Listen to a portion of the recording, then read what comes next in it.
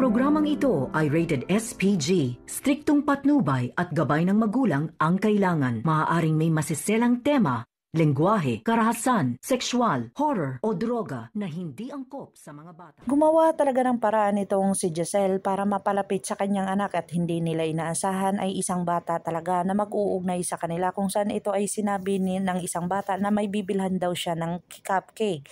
Dito na nga ay talagang nagpakilala si Giselle sa kanya at porsigido itong nagboluntaryo na magiging ina niya sa ngayong araw na ito. Dito na nga bumili sila ng cupcake at talagang nakita ni ang isang bata itong si Justine at talagang pinakilala niya ito dito sa kay Giselle. Dito na nga ikinagulat ni Justine ang kanyang mga naririnig dito sa isang bata na kung saan hindi niya inaakala at talagang si Eric ay nagtataka rin. Dito na sinabi ng isang bata na may porsigido daw na magiging ina nila, na kung saan may ina na daw sila ni Ate Justine niya.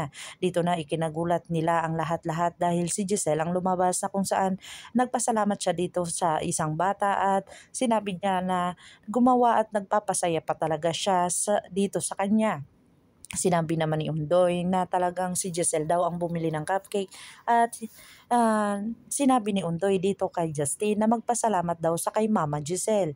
Ikinagulat ni Justine ang mga sinasabi ng isang bata na kung saan hindi niya inaakala iyon. Medyo nagpaalam itong si Eric at may pupuntahan pa daw siya na kung saan naiwan ang dalawa. Dito na nakita ni Undoy ang mga ginagawa ng dalawa na kung saan parang robot daw na pareho ang galaw.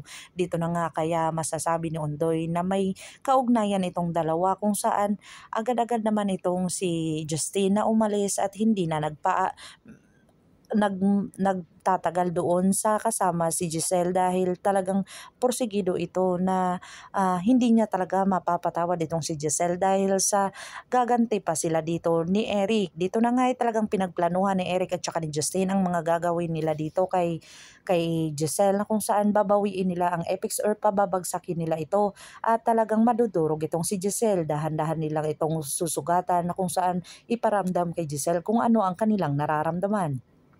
Pakakabangan natin ang mga susunod para episode na ito. Ang abot kami na pangarap. If you like my story, please like, share, and subscribe para ma-update po kayo sa mga susunod pa. Yun lamang po at maraming salamat.